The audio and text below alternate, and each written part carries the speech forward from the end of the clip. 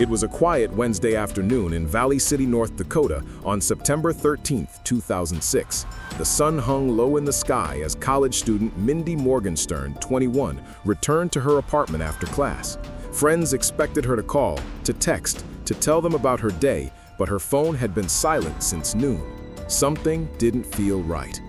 Her friend Tony Bowman, sensing something was wrong, rushed to Mindy's apartment with Danielle Hamstrom. Tony ascended the stairs, heart pounding, keys shaking in her hands. She turned the doorknob, flicked on the light, and froze. There, sprawled across the floor of her own home, was Mindy, her neck gruesomely slashed, a white belt wrapped around her waist. A knife protruded from her neck, its handle broken in half, while another broken knife lay beside her. The air smelled faintly of pine, a chemical burn that puzzled the first responders. Neighbors gathered in panic as Tony screamed for help. The responding officer quickly realized the horror he had walked into. This was not a robbery, not a simple assault. It was calculated, brutal, and personal. Personal photographs were ripped from the walls, some frames smashed, some glass missing. Nothing appeared to have been stolen. Everything about the scene suggested obsession, rage, and a methodical attempt to erase evidence. Detectives began canvassing the area. They learned that Mindy had returned from class around 12:30 p.m., missing Tony's earlier call. By 12:45 p.m., the crime had been committed. The autopsy revealed small bits of skin under Mindy's fingernails, a clue that would later become pivotal. Someone had struggled with her, someone close enough for her to leave traces of herself on them. The investigation quickly turned to the neighbors and those closest to Mindy. Robert Lind, the man who first called 911, became suspicious when officers discovered fresh scratches on his hands. Though he claimed he was merely checking for a pulse, the marks suggested something far darker. DNA swabs were taken, interviews conducted, but nothing immediately tied him to the crime. Mindy's boyfriend, Jordan Raynham, became another focus. Their relationship had been steady for over a year, yet his account of the day raised questions. He claimed to be on the family farm when the murder occurred and submitted willingly to a polygraph and DNA test. On the surface, he seemed cooperative and cleared, but detectives knew that clearing one person only deepened the mystery. Someone else had to be responsible. Then came Maurice Mo Gibbs, 34, a corrections officer living just above Mindy's apartment. At first glance, Mo seemed unremarkable. He interacted politely with neighbors, lived a quiet life, and had no obvious motive. Yet officers could not ignore his past. Assault charges from years earlier and a subtle history of violent behavior added layers of doubt. Mo's demeanor was cooperative, even calm, but there was something in his reactions, an almost imperceptible tension when questioned about the crime scene. Mindy's ex-boyfriend, Kyle Kusnia, and his father, Rodney, also became figures of interest. Kyle admitted lingering feelings and revealed a complex web of jealousy, while Rodney's repeated contact with Mindy, despite her age and his own, raised red flags. Each new lead added more suspects, more questions, and more uncertainty.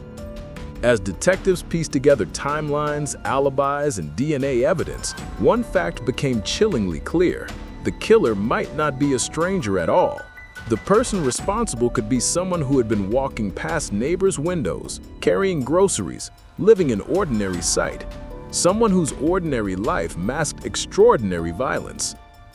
Then, in a discovery that would shock the investigation to its core, DNA results from the samples taken under Mindy's fingernails started to come back. Detectives stared at the initial report, eyes widening. One name, one person they all knew, had a match. Someone trusted, someone close, someone who could have easily planned the perfect murder without anyone suspecting. The room fell silent. The detective in charge leaned back, letting the weight of the evidence sink in. The person who had seemed innocent, who had lived among them for years without suspicion, was now the prime suspect in the most horrifying case Valley City had ever seen. And then came the phone call. "Detective, you need to see this," said the lab technician. "It's not just this murder. There's more." The investigation that had seemed straightforward just hours ago had turned into a nightmare that would uncover dark secrets, hidden obsessions, and a killer who thought he had planned the perfect crime. Valley City would never be the same, and the hunt for the truth was just beginning. As the investigation into Mindy Morgenstern's brutal murder intensifies, detectives focus on narrowing down the list of suspects. DNA samples from the fingernail scrapings of the young woman point to a shocking possibility. Someone familiar, someone who seemed harmless, someone the community trusted. Mo Gibbs, a correctional officer in Barnes County, quickly rises to the top of their list. Mo had always appeared cooperative, polite, and professional. He volunteered information, submitted to interviews, and even allowed DNA samples to be taken without hesitation. On the surface, he was the last person anyone would suspect. But the science doesn't lie. The DNA results from Mindy's fingernails matched Mo's. Detectives double-checked the samples, ran them twice, and every single time the results were the same. The quiet, trustworthy officer living just floors above Mindy was now the prime suspect in one of the most chilling murders in Valley City's history. Despite the undeniable DNA evidence, Mo maintained his innocence. He claimed he had no idea how his genetic material ended up under Mindy's nails. His composure was unshaken as he answered question after question, insisting he never harmed her. But investigators noticed subtle cracks in his story, hesitations, over-detailed defenses, and unexplained reactions when asked about seemingly mundane details, like the belt found around Mindy's neck. Every small inconsistency only deepened the suspicion surrounding him. Detectives knew they had to act carefully. Mo was dangerous, intelligent, and calculated. He had spent years in law enforcement, trained in methods that could allow him to manipulate a crime scene or cover his tracks. But the DNA evidence, combined with his past record of assaults and suspicious behavior, was now too overwhelming to ignore. It was no longer a theory, it was a terrifying reality. The killer had been living in plain sight. Yet even as the pieces of the puzzle fell into place, something was off. Mo's life outside the crime scene offered no explanation for the brutality of Mindy's murder. Neighbors described him as quiet, unobtrusive, and seemingly ordinary. He helped carry groceries, interacted politely, and performed his duties without complaint. How could someone with such a public, controlled life commit a murder so vicious, so personal? The contradiction gnawed at the detectives. Then came a chilling realization. DNA isn't the only evidence. Mo's past revealed a pattern, a hidden darkness. Investigators discovered his involvement in a prior assault in Fargo 2 years earlier, an unsolved case now tied to him by genetic proof. Each revelation made the community shiver. The man they trusted, the officer who swore to uphold the law, was hiding a dangerous and violent nature. As detectives prepared to confront Mo, he did something unexpected. When officers arrived at his apartment, it was empty. The place was meticulously clean, personal items left behind, and no sign of where he might have gone. On the kitchen counter, a single note was found, cryptic and taunting. "You think you know me, but you don't. I'm always one step ahead." The message sent shivers down the investigators' spines. The person who had meticulously planned and executed what he believed to be the perfect murder was now on the move. The chilling truth became clear. The killer was still out there, watching and waiting. Neighbors who had seen Mo in passing, who had waved or exchanged polite greetings, now looked at their community with fear. Could he strike again? Who would be next?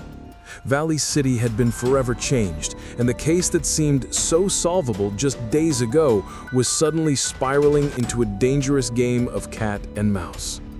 Detectives faced a stark reality.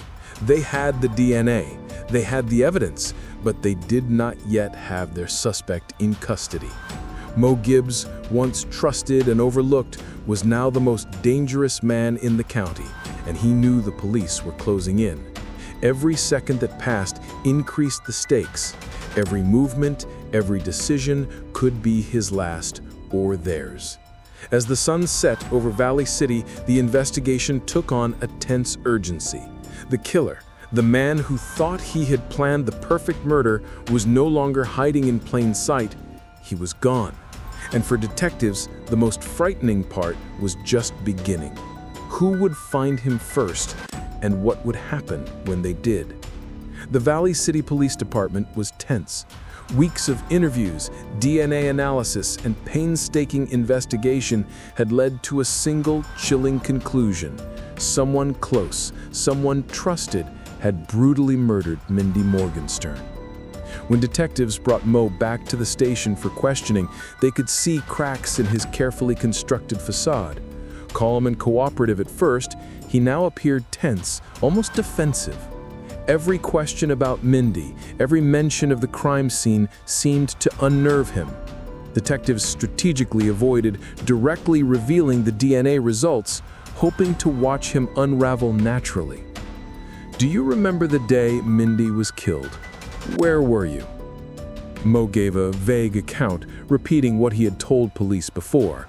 He had been at the apartment building, running errands, unaware of anything amiss. But subtle inconsistencies in his story only drew suspicion deeper. The investigators pressed further, recounting facts from the crime scene that only the killer could know. The belt, the position of the knives, and the chemical smell that had lingered in the air. In the end, the case became a haunting reminder. Killers can hide in plain sight, but truth, evidence, and justice have a way of catching up. Mo Gibbs' carefully constructed life of deceit unraveled, and the darkness he tried to conceal was finally brought to light. For the Valley City community, the nightmare of September 13, 2006 would never be forgotten, but neither would the triumph of justice, the power of forensic science, and the determination of a community unwilling to let a victim fade into silence. As the courtroom emptied, one truth remained. Evil may be hidden, but courage, persistence, and science have the power to expose it. Mindy's light, stolen too early, became a beacon for change, ensuring her story and the lesson it carried would echo for generations to come.